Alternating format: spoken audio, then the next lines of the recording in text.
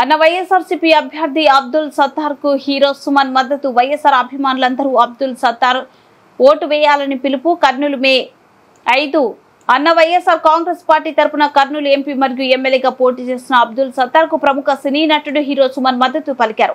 తన అభిమానులు ప్రజలందరూ పేదల పక్షాన పోరాటాలు చేసిన అబ్దుల్ సత్తార్ కు మద్దతు ఇచ్చి ఎన్నికలు గెలిపించారని హీరో సుమన్ ప్రజలకు పిలుపునిచ్చారు. ఆదివారం కర్నూలుకు వచ్చిన హీరో సుమన్ కు అబ్దుల్ సత్తార్ సుమన్ ఫ్యాన్స్ తో కలిసి ఘనంగా స్వాగతం పలికారు. ఈ సందర్భంగా ఆయన మాట్లాడుతూ రాజకీయాల్లో యువత రావడం హర్షించదగ్గ విషయమన్నారు. 25 ఏళ్ల నుండి సీనియర్ జర్నలిస్టుగా విద్యార్థి యువజన ముస్లిం మైనార్టీ నాయకుడిగా ముస్లింల హక్కుల సాధన కోసం కర్నూలు ప్రజల సమస్యల పరిష్కారం కోసం పనిచేస్తున్న అబ్దుల్ సత్తార్ కు ప్రజలందరూ మద్దతు ఇవ్వాలన్నారు.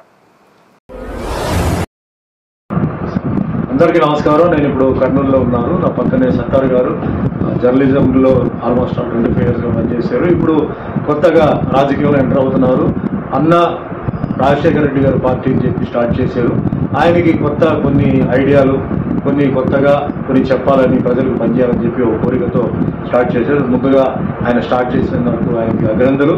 ఎవరైనా చేయవచ్చు, ఎవరైనా ఒక కొత్త పార్టీ స్టార్ట్ చేయవచ్చు, దీనికి తప్పేమీ లేదు. సో ముందుగా ఆయన ఒక మైనారిటీ, ఒక ముస్లింగా ముందుకు రావడం, సో ముస్లిమ్స్ మైనారిటీస్ అందరూ కూడా ఆయన విషయం ఆలోచించి ఒక ముస్లిం మైనారిటీకి సపోర్ట్ చేయాలి. అదే మాదిరిగా మైనారిటీగా కాకుండా ప్రజలకి ఆయన రేపు స్పీచ్ల్లో, ఆయన మేనిఫెస్టోలో ఆయన ఏమేమి చెప్తున్నారో, ప్రస్తుతం రన్నింగ్ గవర్నమెంట్ కన్నా బెటర్గా ఇస్తున్నారా, లేదా ఆయనది సూచనలు ఏమిటి అనేది ఆయన చెప్తారు. ఏది అయినప్పటికీ ఒక మనిషి కొత్త నిర్ణయాలతో వస్తారు కాబట్టి అందరూ, అంటే మనం ఉన్న అభిమానులు, పెద్దలు, చిన్నారులు అందరూ ఆయన్ని సపోర్ట్ చేయాలి. మీకు నచ్చితే, ఆయన మేనిఫెస్టో నచ్చితే, ఆయన చెప్పేది ఏదో మీకు బాగుంది, జరుగుతుంది, ఉపయోగపడుతుంది, పేదవాళ్ళకి ఉపయోగపడుతుంది, మైనారిటీస్కి ఉపయోగపడుతుంది అని మీ అన్ని రకంగా, ఎందుకంటే ఇక్కడ కేవలం రాజకీయం ఉన్నప్పుడు ఓన్లీ మైనారిటీ కాదు, ఇక్కడ Hindu, Muslim, Christian, BC, SC, ST minorities అందరూ ఉంటారు. తూర్పు గోదావరి జిల్లా రాజనగరం నియోజకవర్గం రిపోర్టర్ బాతు ఆనంద్. రాజనగరం నియోజకవర్గంలోని ఉమ్మడి జనసేన కూటమి అభ్యర్థి బత్తుల బాలరామకృష్ణ ప్రసార హోరు జాతరను తలపిస్తూ ముందుకు సాగుతుంది. కార్యకర్తలలో ఉత్సాహం చూస్తుంటే ఇవి విజయం సంకేతానికి ఆనవాలు అని పలువురు అభిమానులు పోతున్నారు.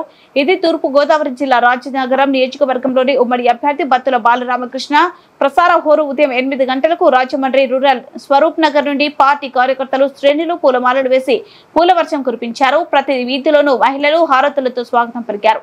తమ నేత బత్తుల బాలరామకృష్ణను ఊరేగింపుగా తిప్పుతూ గాజు గ్లాసు గుర్తు మరియు కమలం గుర్తుపై తమ ఓటు ముద్ర వేసి అఖండ మెజార్టీ ఇవ్వాలని కోరుతున్నారు. ఉదయం నుంచి రూపనగర్ 1, 2, 3, 4, 5 వార్డులలో తన ప్రసారాన్ని నిర్వహించారు.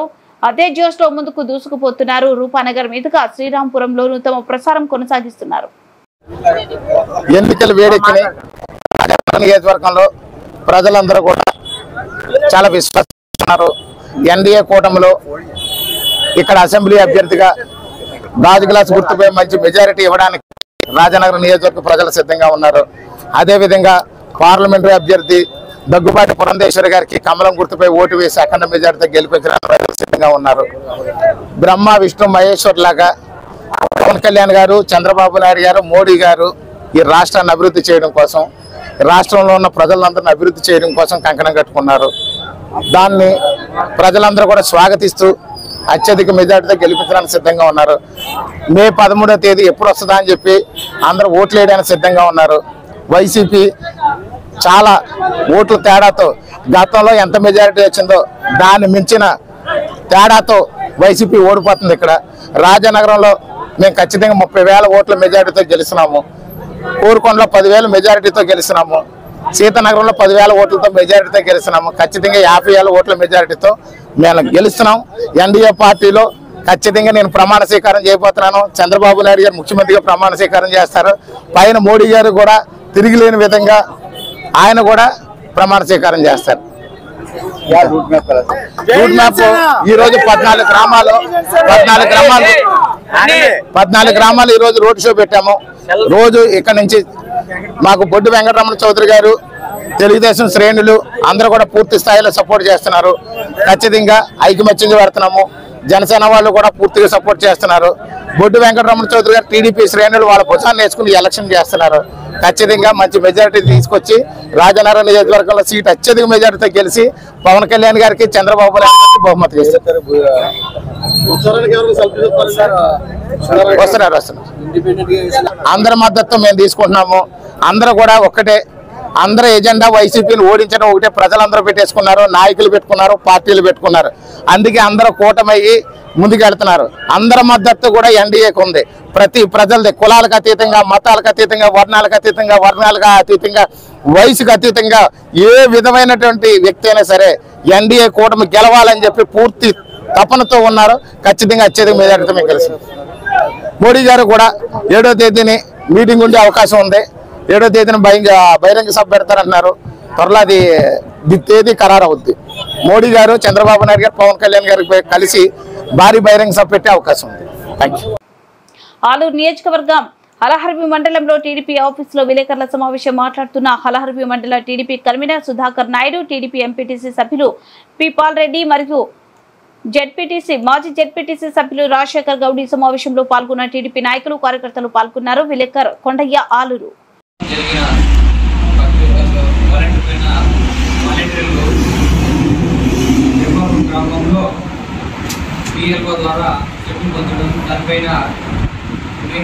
కంప్లీట్ చేసాం. అది విలేకరుని చేయడం వైసీపీ నాయకులకి పగన. దీనిపైన మేము జిల్లా ఎలక్షన్ కమిషన్కి కంప్లైంట్ చేయడం జరుగుతుంది. ఇది విలేకరుల మనోభావాలు దెబ్బతినడం వలన దీనికి క్షమాపణ చెప్పాల్సిందిగా కోరడం. కేంద్రంలో కాంగ్రెస్ ప్రభుత్వం వస్తే మహిళలకు ఏడాదికి 1.3 లక్షల సాయం అందుతుందని రాహుల్ గాంధీ అన్నారు. మహాలక్ష్మి స్కీమ్ కింద కేంద్రం నుంచి సౌలక్ష, రాష్ట్రం నుంచి 30,000 అందుతాయని నిర్మల్ సభలో పేర్కొన్నారు. మా ప్రభుత్వం వచ్చాక రిజర్వేషన్లను 50%కి మించి పెంచుతాం. రిజర్వేషన్లను పెంచుతామని మోదీ ఎప్పుడు చెప్పలేదు. ప్రైవేటీకరణ అంటే రిజర్వేషన్లు తొలగించడమే. ఆయన అదే చేస్తున్నారు అని వ్యాఖ్యానించారు. हमने आपको गारंटीज दी थी, उनको हमने पूरा करके दिखाया. తెలంగాణ ప్రజలకు మేము గ్యారెంటీలు ఇచ్చాము, అవి పూర్తి చేసి చూయించాము. महिलाओं के बैंक अकाउंट में 2,500 रुपए हर महीने तेलंगाना की सरकार डालती है. తెలంగాణలో ఉన్న మహిళలకు 2,500 రూపాయలు వాళ్ళ బ్యాంక్ అకౌంట్ లో నేరుగా వేస్తున్నది. 30,000 रुपए साल के आपके बैंक अकाउंट में जाते हैं. 30,000 రూపాయలు నెలసరి మీకు ఆ నెల ఈ దేశంలో రాష్ట్రంలో ఉన్నటువంటి మహిళలకు సరాసరి అందుతుంది. चौथा योजना 10 लाख रुपए इंश्योरेंस का पैसा मिलता है. चौथा हेल्थ इंश्योरेंस, హెల్త్ ఆరోగ్య భద్రత ద్వారా ఈ రాష్ట్రంలో ఉన్నటువంటి ప్రతి ప్రజలకు 10 లక్షల రూపాయల ఆరోగ్యశ్రీ అందుతుంది. गैस सिलेंडर हमने 500 रुपए का कर दिया. గ్యాస్ సిలిండర్ 500 రూపాయలకే మేము తెలంగాణలో అందిస్తున్నాము. 200 यूनिट बिजली फ्री में देते हैं. 200 యూనిట్ల ఉచిత విద్యుత్తును రాష్ట్ర ప్రజలకు అందిస్తున్నాము. और महिलाओं को बस में मुफ्त में जाने का मौका मिलता है. అదే విధంగా ఉచిత బస్సు ప్రయాణాన్ని నా అక్కా చెల్లెళ్లకు ఈ రాష్ట్రంలో అందిస్తున్నాము. ये हमने तेलंगाना में किया. ఇది అంతా మేము తెలంగాణ ప్రజలకు చేశాము. अब हिंदुस्तान की सरकार पूरे हिंदुस्तान में ऐसे ही गारंटीज लागू करने जा रही है. ఇదే విధంగా భారతదేశంలో ఉన్నటువంటి అన్ని ప్రజలకు కూడా మేము కొన్ని హామీలను ఇవ్వబోతున్నాము. यहाँ आपको महिलाओं को 30,000 रुपए साल का मिलता है. ఇక్కడ నా రాష్ట్రంలో ఉన్న ప్రజలకు నెలకు ఆడవారికి 2,500 రూపాయలు నెలకు అందుతుంది. बहुत राहत मिलती है, परिवारों को फायदा होता है. దీని ద్వారా అనేక మంది బీద ప్రజలు లబ్ధి పొందుతున్నారు. अब दिल्ली में सरकार आएगी तो यही काम हम पूरे हिंदुस्तान में करने जा रहे हैं. అదే ఢిల్లీలో మన ప్రభుత్వం ఏర్పడిన తర్వాత ఇదే విషయాన్ని మన దేశ ప్రజలకు అందరికీ కూడా అందించబోతున్నాము. हिंदुस्तान के सब गरीब परिवारों की लिस्ट बनाई जाएगी. దేశంలో ఉన్నటువంటి ప్రతి బీద వారి యొక్క ఒక లిస్టును తయారు చేయబోతున్నాము. हर परिवार में से एक महिला का नाम चुना जाएगा. ప్రతి కుటుంబం నుంచి ఒక మహిళను మేము ఎన్నుకోబోతున్నాము. और उस महिला के बैंक अकाउंट में साल के 1 लाख रुपए हमारी सरकार डाल देगी. ఆ మహిళ యొక్క అమౌంట్ లో నెలకు సంవత్సరానికి 1,00,000 రూపాయలు ఆమె అకౌంట్ లో వేయబోతున్నాము.